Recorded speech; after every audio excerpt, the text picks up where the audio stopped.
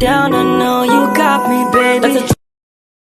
Assalamualaikum warahmatullahi wabarakatuh. Kenalkan, nama saya Egi Zidan Rifki dari kelas 2A, Prodi D3 Teknik Mesin Politeknik Harapan Bersama.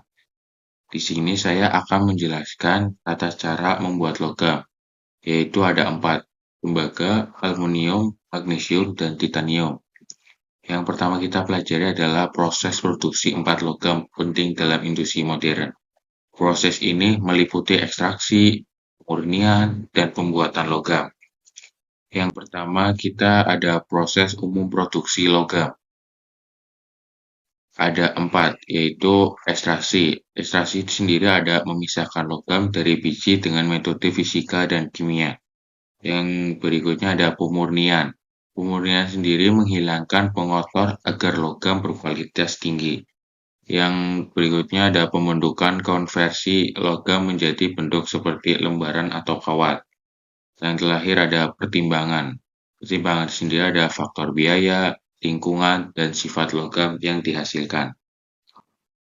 Yang kedua, ada produksi tembaga atau CU. Di sini ada sketsa.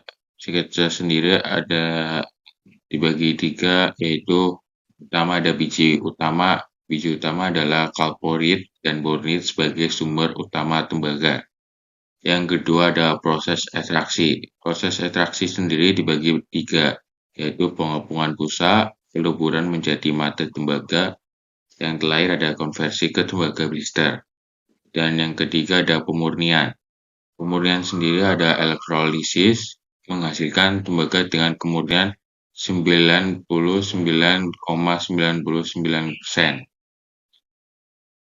Yang ketiga, ada produksi aluminium atau AL. Di sini ada sketsa dan rangkaiannya, cara pembuatan aluminium. Yang pertama ada biji utama. Biji utama adalah bauksit sebagai sumber aluminium. Yang kedua ada proses Bayer. Proses Bayer sendiri mengubah bauksit menjadi alumina menggunakan larutan natrium hidroksida.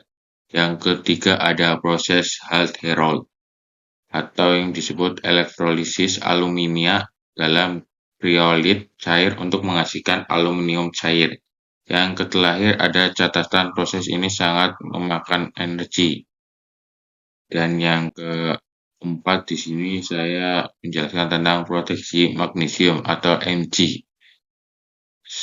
Di sini ada rangkaian pembuatan magnesium atau sketsa. Yang pertama ada sumber. Sumber sendiri ada air laut, dolomit, dan magnesit sebagai bahan baku. Yang kedua ada proses Dow atau elektrosis magnesium klorida dari laut. Yang ketiga proses Pitgegon atau produksi magnesium oksida dengan suhu sebagai suhu tinggi. Guna sendiri ada banyak kegunaan magnesium. Yang kelima ada produksi titanium. Produksi titanium biasa disebut Ti. Di samping kiri di sini ada rangkaian pembuatan titanium atau sketsa. Titanium sendiri membutuhkan 3 variabel yaitu biji utama. Biji utama, ilmenit, dan rutil sebagai sumber titanium. Yang kedua proses scroll. Proses scroll sendiri ada konversi TiO1 atau Ti oksigen ke TiCl4. Lalu reduksi dengan magnesium. Yang ketiga ada pemurnian. Proses Van Arkel-Doepur untuk titanium kemurnian sangat tinggi.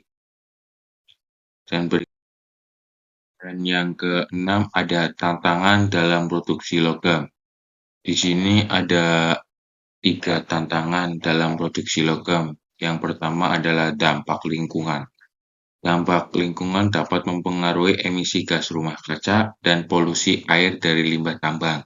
Yang kedua, konsumsi energi. Proses ekstraksi dan pemurnian sangat memakan energi. Yang ketiga, biaya produksi, yaitu harga bahan baku dan tenaga kerja memerlukan banyak biaya. Yang ketujuh, ada inovasi dalam produksi logam. Dalam produksi logam ada 3, yaitu teknologi daur ulang, yang disebut metode efisien mendaur ulang logam dari produk bekas. Yang kedua ada proses bersih. Proses bersih meminimalkan emisi dan limbah dengan teknologi baru. Yang ketiga ada otomatisasi, meningkatkan efisien dan mengembangkan produk logam. Yang ke-8 ada peran Indonesia dalam industri logam global. Di sini peran Indonesia sangat penting di industri logam global, yaitu ada sumber daya melimpah. Di Indonesia banyak logam-logam yang melimpah di berbagai daerah. Temukan potensi lembaga boksit dan nikel di Indonesia sangat banyak di daerah-daerah tertentu. Yang kedua, dukungan pemerintah. Dukungan pemerintah adalah pengembangan pengolahan mineral dan negeri semakin digalakan. Yang ketiga, peluang investasi. Peluang investasi industri pertambangan dan kaya-kaya penuh banyak prospek cerah di Indonesia. Dan yang terakhir, kesimpulan. Menurut saya, proses produksi logam kompleks dengan tantangan dan potensi besar, inovasi dan berkelanjutan perlu didorong. Karena di Indonesia banyak potensi besar untuk logam. Di sini Indonesia berperan penting dalam memenuhi kebutuhan logam global. Terima kasih. Wassalamualaikum warahmatullahi wabarakatuh.